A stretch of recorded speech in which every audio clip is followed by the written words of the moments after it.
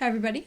Hello, I'm Ryan, I'm Bethany. and we are Ryan and Bethany Board Game Reviews. And today we're going to be talking to you about Century Spice Road. But before we do, let's get into our pounds and inches segment. This is where Ryan and I talk about what we're trying to do to achieve better health in our life. And as some of you might know, but those of you who may not, I want to let you know that I create goals for myself, monthly goals. And my goal for December is I want to be able to hold a plank for 2 minutes. I heard somewhere that the benefits of it kind of disappear after 2 minutes. So I want to get to that point. I worked the past couple of months to get up to a minute, and I'm there now. So what I'm doing now is I am doing 10 modified push-ups along with a minute-long plank and then holding until I can every day. And I forgot to do it this morning, so I was able to do it at work in the break room, and luckily nobody else was there, so it's all good. All right, but enough about that. Let's talk about Century Spice Road. This is a game where you're taking cubes that represent spices, you're turning them in for other spices that are worth more, and you're using those to turn them in for victory points cards. But let's just show you what that looks like.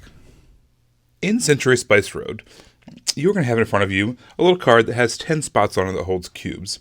And you'll start the game with some cubes as well, based off what player you are in the player order. Alright, so in this game, what you're trying to do is you're trying to upgrade these starting yellow cubes up to red, to green, to brown, and then you're going to cash those cubes in for various cards and victory points. So how do you do that? Alright, you start with a very weak hand of cards. This one says, so quite simply, take 2 yellow cubes. So you play that in front of you. You just take 2 cubes from the bank and put it on your card. The other starting card says you can upgrade twice. Now you can either take that as, take 2 yellows, upgrade them to 2 reds, or instead you could go take 1 yellow, upgrade it to a red, and then to a green again. So it's kind of jumps 2 steps. So in addition to those 2 starting cards, you can buy any number of these cards from the lineup. Now the first one on the left is free, but let's say I want this one, this fourth one here. I have to pay for it in cubes. I have to place 1 cube down on each card in front of it in order for me to purchase this. Cards slide down, and it gets replaced. Now, in a subsequent turn, if any other player wants to take one of the cards that has a cube on it, they can do so, and it comes with that cube for free. Now, the cards in the lineup are just stronger versions of the cards you've already seen. There's ones that say, take 2 yellows and a red. This one has 3 upgrades instead of the normal 2. And then there's also ones that convert things into other things. Let's say you can take, 3 reds, turn them into 2 browns. That's the strongest, the highest valued cube. Or you could take a brown, and you could turn it into a green, red, and yellow. So in that way, you're kind of getting more and more points, getting closer and closer to those card objectives, which I'll show you now. At any given time, there are going to be 5 point cards shown. Whenever you feel like you have the right amount of cubes, you can cash those in to take one of those cards. However, if you take the one on the farthest left, it's going to come with a gold coin, and that's worth 3 points at the end of the game. And this one, the second most to the left, comes with a silver coin, which is worth 1 point at the end of the game. You can take any of them, but those just kind of provide an extra bonus.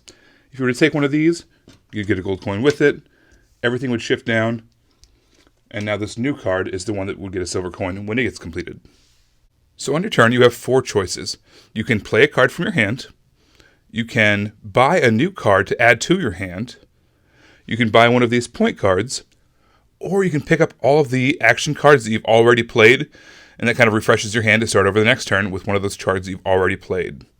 In that way, you cannot play the same card twice back to back. You'd have to play it, spend your turn picking up your whole discard pile, including that card, and then playing it again if you wanted to, or some other card from your hand.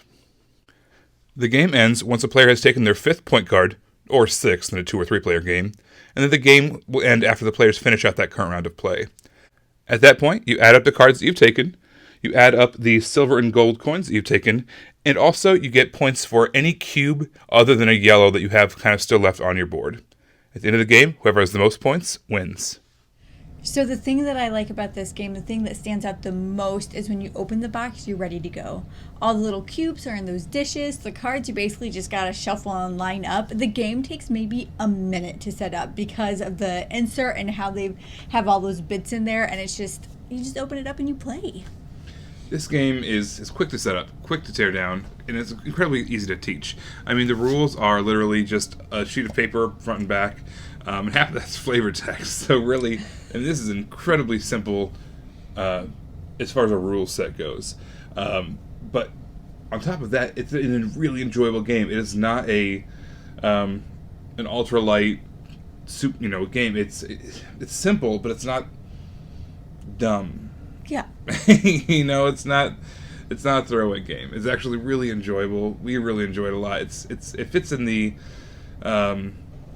lighter category, but it's got these great decisions to make, and you get this engine that you churn, going as fast as you can to get those best cubes to turn in for the best cards.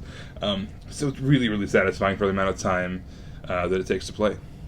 I really like the silver and gold coins that are part of the queue of things that you can try to achieve. I just think those decisions actually make a game. There's been many times where the game comes down to those coins. Mm-hmm. So I'd like that there's a lot of decisions and choices to make based on just having those 2 coins out on the board, that it really makes the game a level up. And those coins are fantastic, by the way. Those nice metal coins. I think that this game is extremely accessible. It's really easy to teach. There's another version of it too, by the way, called the Golem Edition, and the Golem Edition is a little bit brighter, a little bit more colorful, has these cool plastic gems instead of the cubes. However, this one has expansions and other, not expansions, but standalone sequels to it that you can use as expansions to this game as well, kind of mash them together. So if that interests you, this would be the edition to go. But if you're only going to buy one game and you want it to be pretty, the Golem Edition looks pretty sharp too. All right, so I'm going to get a lot of people to hate me on what I'm about to say. Bracing myself for it. I do not like Splendor. I thought that Splendor was a mechanism and not a game. And I feel like Century Spice Road took that mechanism and made it into a game. So I really, really have enjoyed this. Yeah, I like Splendor more than you, but I like this a whole lot more than Splendor. So I know that a lot of really big, important conventions like Gen Con and Origins and Essen have people what was the hot game of the con? Well, we have our own little miniature convention. It's called NumiCon, and it's a big deal around central eastern Iowa. There's upwards of tens of people that show up. Tens of people. Record attendance last year was 20 people. And it's first ever. And it's inaugural. Yeah. And this was the hot game of the con. I know it wasn't released this year or anything like that, but this was constantly on the table. We had all these really great, big, grandiose games all over the place, on various tables all over and yet this managed to hit the table more than any of them. People were picking it up, putting it down, picking it up, putting it down, and teaching other people. It just got played so many times, and that's just proves, in a this weekend gaming event where everyone's playing the biggest, heaviest games they possibly can think of, because it's the only chance they're going to get to play it all year. This is what gets played even more than all those. It's such a blast. It's just a lot of fun.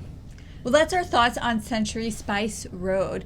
We do have a giveaway coming up in the beginning of January. And if you want to know more about that, subscribe so we'll give you more details as they come out. If you like what you're watching, hit that like button so we know. You can also follow us on Facebook under Ryan and Bethany Board Game Reviews. We're under the same title on YouTube. You can follow us on Instagram to see what we're currently playing under Ryan and Bethany. If you want to talk to us, you can reach out to us on Twitter under Ryan and Bethany 1. And then if you want a behind the scenes of how we're trying to achieve better health in our lives, follow our blog on Board Game Geek under Pounds and Inches. All right, well, thanks so much for tuning in, guys. We'll see you next time. Bye.